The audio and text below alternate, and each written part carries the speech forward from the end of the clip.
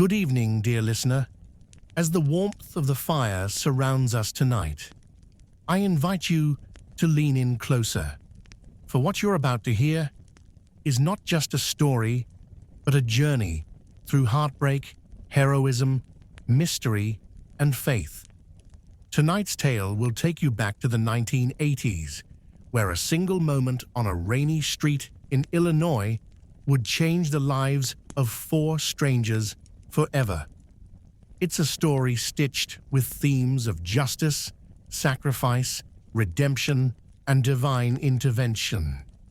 This is the story of what happened at the corner of Fulton Avenue and Harrison Street. The year was 1984. In the city of Peoria, Illinois, a faded steel bus came to a halt under the flickering streetlight of Harrison Street. Inside sat 15 passengers. One was Angela, a high school senior, on her way to her after-school shift at the local library. She wore oversized glasses and a jacket 2 sizes too big. Sitting across from her was Walter, a war veteran in his 60s, holding a photo of 2 boys from a past he never talked about. But near the back of the bus sat 2 others, strangers, but not for long. Thomas, a young firefighter in his early 30s, still in uniform from a long shift, and beside him, Carmen, a single mother, mid-20s, holding her sleeping daughter on her chest, staring out the window with a look that said she hadn't slept in days. And then it happened. A loud crack, screeching tires, a car speeding by, gunshots. One bullet shattered the front window. The bus veered, skidded, then crashed into the curb. Chaos. When the smoke cleared, one of the passengers was gone. Carmen. She'd used her body to shield her daughter. She was bleeding, unconscious. Angela called for help from the broken payphone across the street. Walter took off his jacket to wrap Carmen's wound. Thomas, still dazed, jumped into action, performing CPR, flagging down a passing car, even organizing the frightened passengers. The paramedics arrived just in time. Carmen was rushed to the hospital. Her daughter Maya unharmed. The news called Thomas a hero. But Thomas didn't smile. That night, he sat in the ER waiting room, staring at the floor. Because earlier that day, he'd planned to quit his job as a firefighter. Guilt had been eating him alive for a mistake he made during a warehouse blaze that took a life. A young rookie under his command. No one else knew, but he did. As Carmen recovered, Thomas visited the hospital daily, not because he was assigned, not because anyone told him to, but because something about that moment on the bus wouldn't let him go. Carmen slowly healed, but she had no job left. Her apartment had been robbed while she was unconscious. She had nowhere to go. Angela, the teenager, who had called 911, saw Carmen one afternoon while volunteering at the hospital. She brought her books and stories. Eventually, they bonded. Angela's father, a high school principal, heard about the situation. Quietly, he arranged housing for Carmen through a local shelter, and he offered Angela an idea. What if she came to our school to speak about resilience?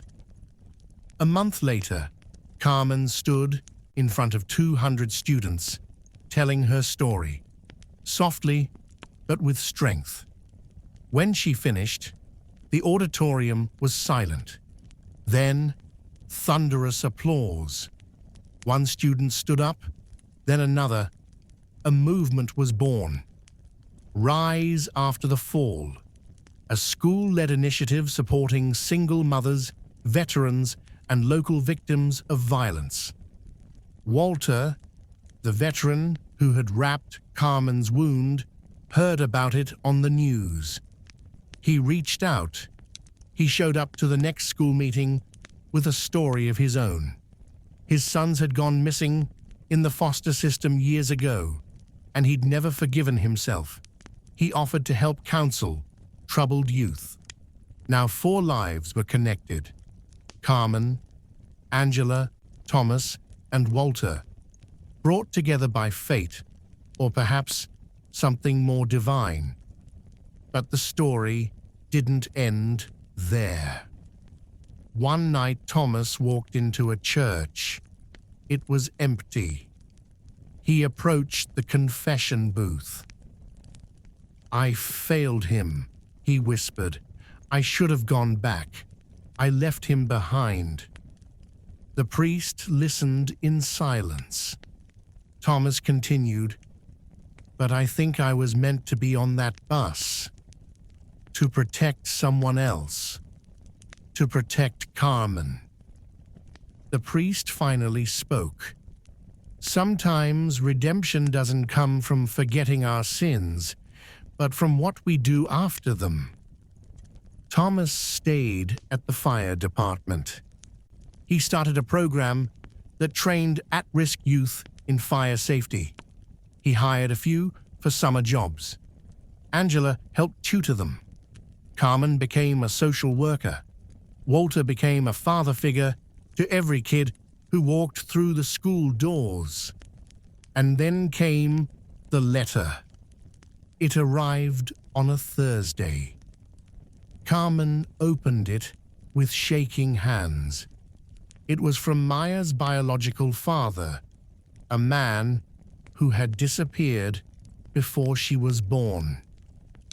"I saw the news," it read.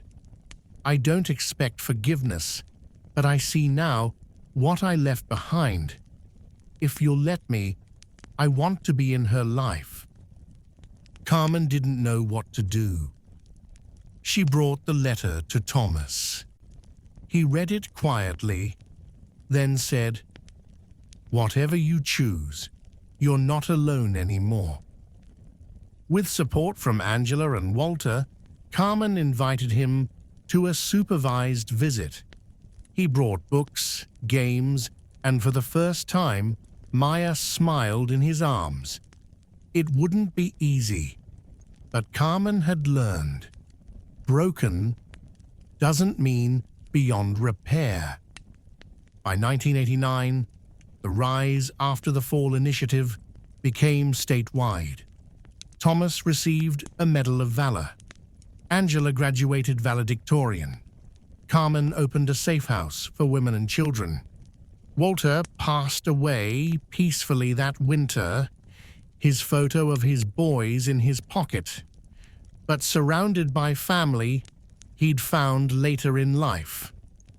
And Maya, she grew up strong, brave, and always knew her story started on a bus in Peoria, where 4 strangers became family.